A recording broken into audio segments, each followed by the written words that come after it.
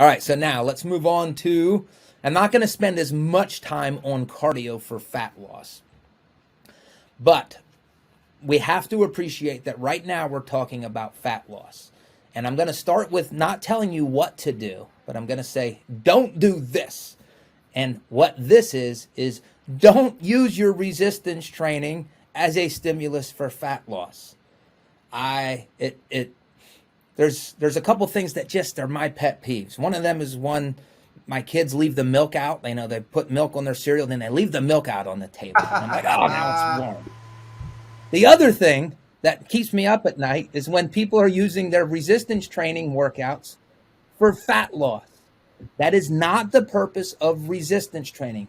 Your goal in your life to build muscle is resistance training. Use that for that purpose. There's other tools for fat loss. So again, that's the one thing you should not do when thinking of fat loss. The primary tool for fat loss is a caloric deficit. That is the most impactful thing you can do to induce fat loss. Now, a supplement to a caloric deficit would be cardio exercise. Now, that doesn't mean that you can't use cardio without a caloric deficit to induce fat loss. There may be times, and I think that's a valid justification. But you shouldn't look at, one, don't use resistance training for fat loss.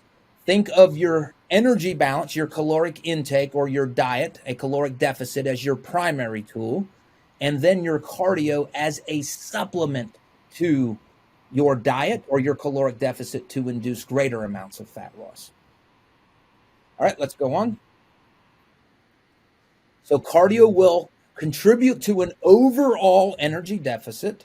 So I kind of, one, I would never tell you, don't do cardio in the off season or if you're not in a fat loss phase. Cardiovascular or aerobic exercise is the best, the most heart healthy mode of exercise you can do. So by all means, to have a healthy life, do cardio. Now you don't have to do extreme volumes of cardio to get the cardiovascular benefits. But when I look at somebody's year-long training program and their physique journey, I'm seeing something that never changes, which is their resistance training program. Now, that will change with volume exercises, but they're going to always be resistance training. There's going to be times when they're in a caloric deficit, and there's going to be times when they're adding additional cardio to their program to induce greater amounts of fat loss. So I look at just resistance training as like this straight line, and then cardio and caloric deficits, and maybe even caloric surpluses if you're trying to build muscle. Those are the variables that are going to change as you're trying to build your ultimate body or trying to optimize your physique. Now, how much cardio should you be programming? Well, that depends on a host of factors. The primary one is how much body fat do you need to lose? How much time do you have if you have a significant event like a bodybuilding show, maybe a wedding date, or some type of other event? So the volume of your aerobic training is going to depend on your goals and the time frame for those goals. Another general principle here is if you're working with clients, I wouldn't tell a client you have to be running or you have to use the bike because that's what all the research uses. If your client loves like rollerblading, let them rollerblade. There's no evidence to suggest that one of these is more or less effective. The biggest thing is just the energy imbalance the energy deficit that you're creating from the aerobic exercise.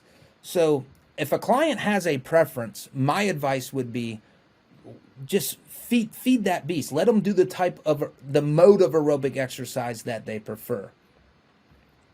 All right, let's go to the next slide. Now I'm gonna present these as since resistance training is really never leaving your lifestyle other than a period of a deload where you're taking maybe one or a few weeks off. So notwithstanding that, what are some considerations for programming cardio along with your resistance training program? So one thing would be, if possible, schedule your cardio on days that you don't have resistance training workouts. Now, again, that may not be possible, but if at all possible, do that. If you do have to have your cardio and resistance training in the same day, ideally separate them by at least 2 hours apart, or ideally, there's some evidence to suggest that 6 hours apart is the best distance from resistance training to an aerobic exercise workout. Now, again, let's appreciate not everybody's going to be able to do that. You may have to combine them. And to be honest, when I'm doing cardio for fat loss, I often combine them just because of the way that my day's structured with my work. So in those situations, the evidence would suggest when you do them back to back, do resistance exercise first, followed by your cardio exercise.